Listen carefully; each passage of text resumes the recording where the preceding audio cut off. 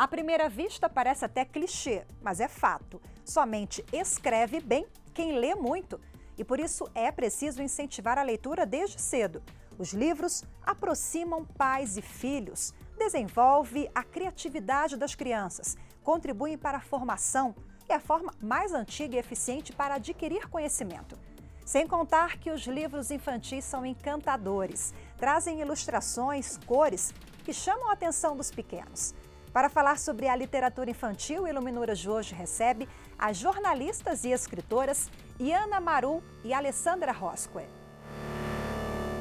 O programa começa com a escritora, ilustradora, jornalista Iana Marul, que é espanhola, alemã, nasceu na Alemanha, foi criada na Espanha, né, Iana? Isso. E brasileira agora, né? Naturalizada, sim. Ok, Iana, você tem uma literatura toda voltada, literatura infantil voltada à temática ambiental. Sim. Né? Conta pra gente. Meio ambiente e natureza. Entendi. Agora, meio ambiente e natureza, isso te despertou a partir, principalmente aqui na tua viagem ao Brasil, na América do Sul, porque a Iana foi correspondente internacional por muitos anos, né, Iana? Eu fui correspondente por 20 anos na América do Sul, a grande parte no Brasil. Mas eu morei também no Equador, na Venezuela, e fui sempre desenvolvendo um trabalho que me especializou muito nessa área. Eu viajei muito pela Amazônia, Pantanal, Cerrado, e muitas pautas que têm a ver, porque o Brasil é um país muito importante internacionalmente nessa área. Então, todas as negociações internacionais, todos os acordos, tudo que se fala, desde mudança do clima, biodiversidade, agricultura, comércio, tudo, o Brasil é uma parte muito importante. Então, isso me fez uma especialidade no meu trabalho, que foi desenvolvendo, e um dia acabou sendo livros para crianças. A sua mais recente obra é essa aqui, Descobrindo o Mar, né? Descobrindo o Mar conta a história de duas crianças muito curiosas, essas crianças, né, que vão aí fazer descobertas pelo mar, claro, né? Que descobertas são essas? Eles querem saber o que é o mar e como que é, não? Como que funciona. Então eles vão descobrir que mora lá. Não? São bichos incríveis, são peixes de todas as cores, grandes, pequenos, então eles vão pedir para viajar lá para conhecer. E eles vão viajar com a família toda e aí vão acontecer, eles vão ir além, porque eles querem saber, até vão conhecer como é perigoso o lixo e o plástico para a natureza. Quer dizer, você sempre tem essa preocupação, né? Você traz temas relevantíssimos, né, que precisam ser resolvidos e conscientizar a população também, sobretudo as crianças, né? Mas são temas mais complicados, sustentabilidade, né? Muitos adultos não entendem o que significa. Se a gente for pensar camada de ozônio, clima, né? E como é que você consegue traduzir essas questões aqui para a literatura infantil? Vem do jornalismo. A jornalista tem que explicar o mundo, tem que explicar o que acontece, por que acontece alguma situação, o que significa para as pessoas. E jornalista internacional, que é o meu caso, significou explicar o Brasil para pessoas de fora. Então você vira uma enciclopedia e adulto também não entende muito bem esse meio ambiente. Então já com adulto tinha que fazer um esforço didático de explicar. Então quando eu cheguei nas crianças já estava treinada. Agora você chegou nas crianças de uma forma assim um pouco inusitada, que veio a partir de uma provocação, digamos assim, um incentivo do seu filho, né? Como é que foi, Ana? Zero planificado. Eu era jornalista, assim, integral, tempo integral. Trabalhava muito o dia inteiro? Trabalhava muito o dia inteiro. E aí um dia chegou meu filho e falou: mãe, você vai nesses lugares incríveis, não? Vai na Amazônia, está visitando as pessoas lá, está conhecendo, até fábrica de chocolate tem por lá, porque uma vez fui. Então, ele falou, tem que ir na aula e explicar isso para os meus colegas também, não? Porque eu chegava com foto, eu explicava para eles, não, o que eu tinha feito. Aí eu falei, não vai dar certo. Impossível, não tem como chegar lá e começar a explicar ciência para crianças e meio ambiente, não sei se eles vão gostar. Não, tem que ir, tem que ir. Eu fui pensando que seria um fracasso, mas foi um sucesso absoluto. As crianças queriam saber tudo, tudo, por que acontece, porque até a parte mais significativa de ciência, porque uma árvore transpira água que vira chuva em Brasília desde a Amazônia. E eu comecei a fazer livros porque achei fantástico. Vamos mostrar aqui O Fogo e o Cerrado. É uma obra também que fala bastante sobre essa questão da preocupação com o cerrado, que é super importante também para o Brasil e que até poucas pessoas conhecem, né, em outras regiões. É um livro que explica desde o início como é o início do fogo. O fogo é natural, às vezes acontece, não? É raio, é vulcões. Então é tudo uma história bem empolgante, mas que serve para conhecer muito bem o cerrado, quem mora lá. É um livro que fizemos em 2016, não? Um trabalho conjunto. Recente. É mais recente ainda, porque saiu uma reedição que foi feita agora. E foi feita com o Ministério do Meio Ambiente e a cooperação alemã, este livro. Inclusive, toda a ilustração, a Iana é ilustradora também, as ilustrações aqui dos livros são todas feitas por você, né, Ana? Aqui, esse aqui, por exemplo, né, temos vários, né? E essas ilustrações, você me contava que elas nasceram justamente por essa demanda, né, nas salas de aula. Olha, como é que você vai explicar? Foto não adianta, né? Eu comecei explicando, eu levava fotos das minhas viagens, eu tentava fazer uma história, que mora lá, que faz, mas aí eu descobri como você explica como funciona o ciclo da água, uma nuvem que vai viajar pelo planeta, vai chover na Amazônia e depois vai voltar para Brasília. Por uma foto só não dá. Então eu comecei a fazer desenhos, e mais desenhos, até que o primeiro virou um livro e se seguiram outros, não?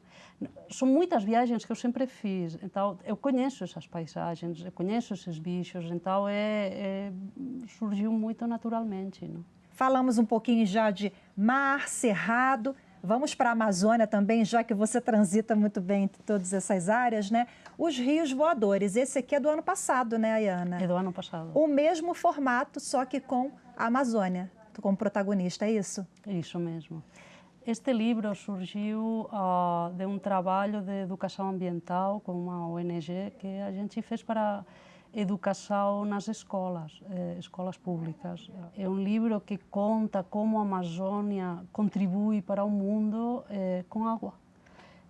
A Amazônia recebe muita água e ela retribui as árvores. Mostra toda a irrigação e tal, essa importância da água, né? Que é mais uma vez aquela questão da conscientização. E por meio da literatura é muito mais agradável, muito mais importante, né, Iana, passar essas informações?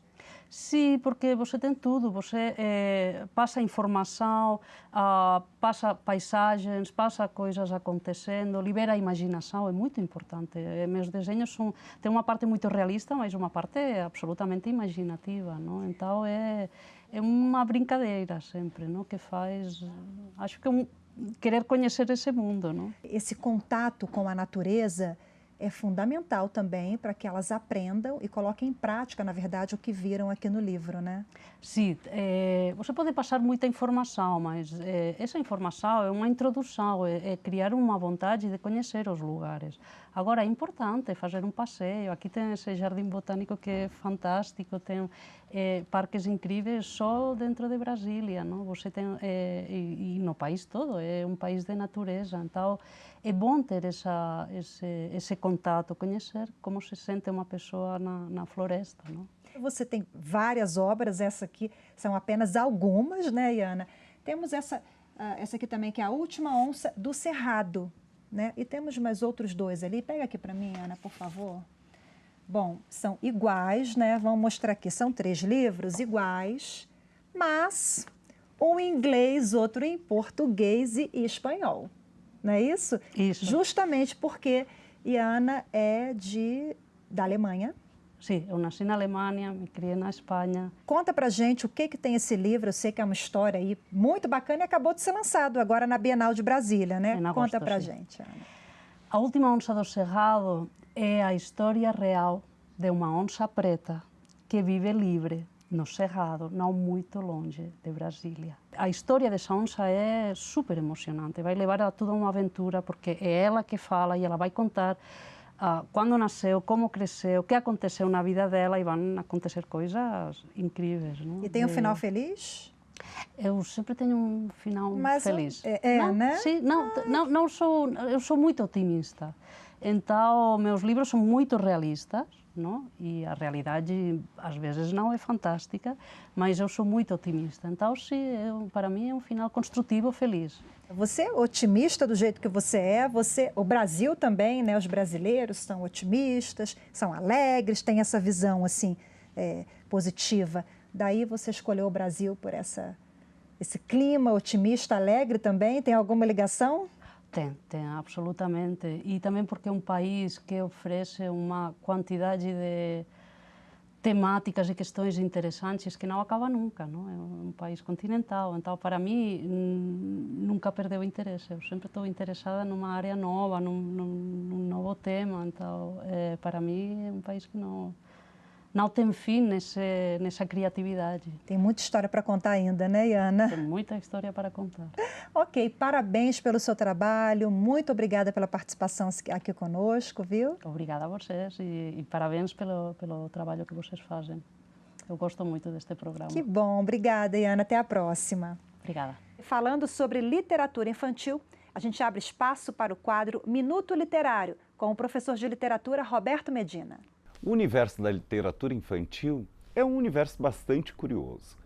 Nós trabalhamos nesse tipo de processo uma história que envolva o imaginário infantil e, ao mesmo tempo, na mesma obra, nós temos um dinamismo incrível em que se apresentam desenhos, gravuras, o próprio leitor, não é, mirim, pode intervir pintando, fazendo colagens, mas o curioso na produção, pensando como escritor, é que o universo que é plasmado nesse texto, ele não significa que seja de uma forma simplória. Requer grandes recursos e também habilidades de todo escritor que se propõe a compor uma obra infantil por conta de uma visão de mundo que seja apresentada a partir da sua beleza, a partir de tudo que se propõe, mas ao mesmo tempo que leve essa criança a uma reflexão para o mundo com o qual ela entra em contato e que tenha uma riqueza. Pensando também criticamente, para mim, todo grande livro infantil que é para a criança também é para o adulto. Não é? São histórias que se contam, que se repetem, mas ao mesmo tempo dentro de uma tradição, a partir do ideal de Monteiro Lobato, é um mundo que se apresenta e que seja lá, neste mundo, um lugar para morar, para se viver essa infância tão necessária, cheia da sua própria mitologia e que apresente um mundo, o real, mas principalmente um imaginário rico que nos constitua. Literatura infantil é um desafio para grandes e muito bons escritores. O programa faz agora um breve intervalo e volta daqui a pouco com mais literatura infantil. A conversa é com a Alessandra Roscoe, que é escritora e jornalista. Até já!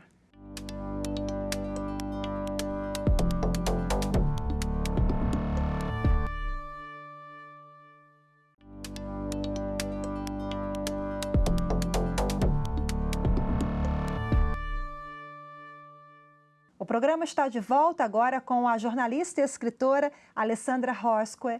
Muito obrigada pela sua participação aqui em primeiro lugar, Alessandra. Eu que agradeço um espaço tão bacana para a gente poder falar de literatura infantil.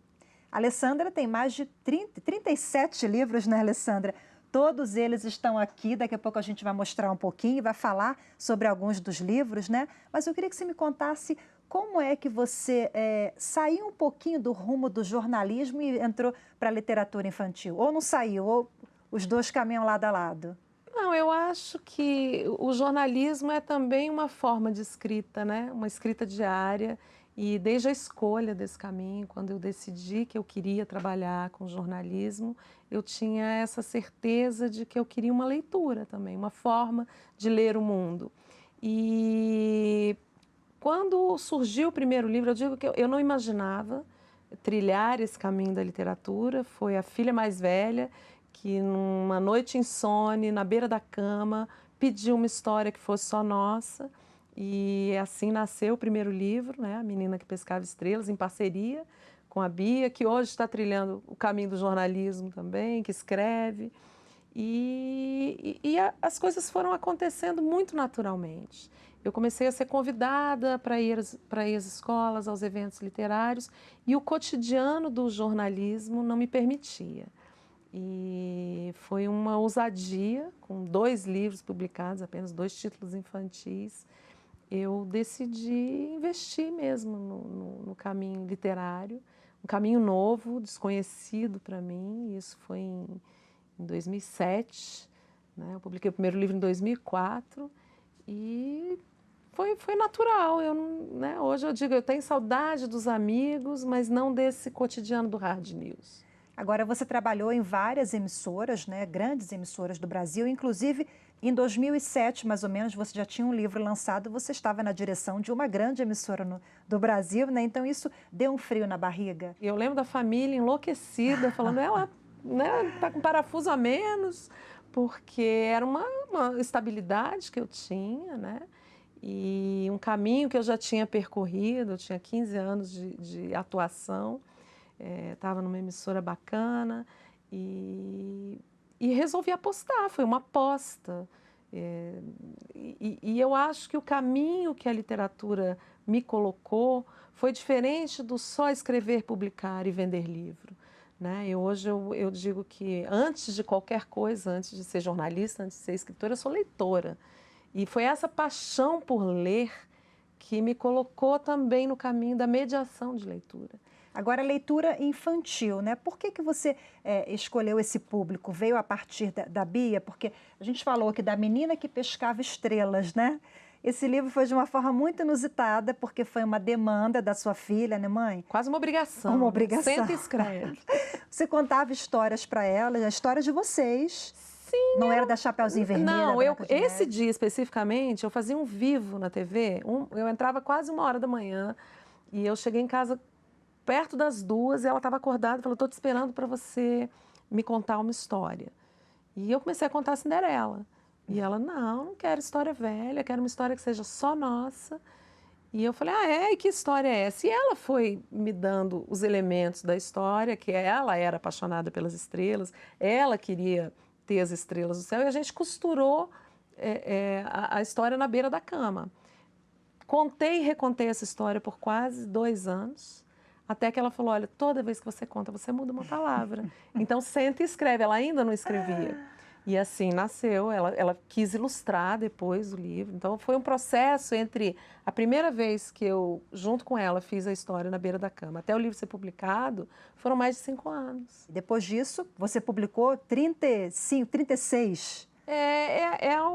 E foi natural, as histórias surgem, e assim, agora a gente está em plena crise do mercado literário, né, precisando, o mercado se reinventando, como fazer o livro chegar. E eu também me pergunto, eu tenho títulos adultos escritos, mas eu ainda acho que esse caminho da formação de leitor me interessa mais, né? Eu gosto do contato com o pré-leitor, né? Com aquele que ainda não é letrado, mas que tem uma relação afetiva e poética com o livro. E cada vez mais eu quero escrever para criança. Eu acho que... Primeiro porque eu acho que a literatura feita para criança, o diferencial é realmente o tamanho, né? A maneira de você dizer as coisas, mas não que você não possa dizer. Então, mas aqueles assuntos mais pesados, tem espaço? Eu acho que tudo é possível num livro para criança, se você faz com essa verdade, com esse olhar. Até porque a criança vive no mundo com a gente e ela vive esse mundo. Da mesma forma que a gente, talvez com um olhar mais atento. Então, assim, eu acho que o adulto precisa parar de tratar a infância como algo menor, né? Então, assim, eu fico extremamente irritada ao se tratar a arte para a infância de uma forma geral, o teatrinho, o livrinho, a musiquinha, né? Sempre estereotipado, né? num diminutivo. E isso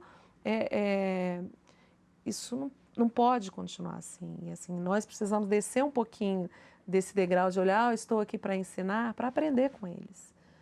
Né? Eu acho que a criança, o bebê, ele tem um olhar poético e uma profundidade para lidar com as coisas que eu me surpreendo todos os dias. Agora, por isso que você estava me dizendo que há uma visão equivocada da literatura infantil? Eu acho que sim, e vem também de uma tentativa de escolarização da literatura infantil.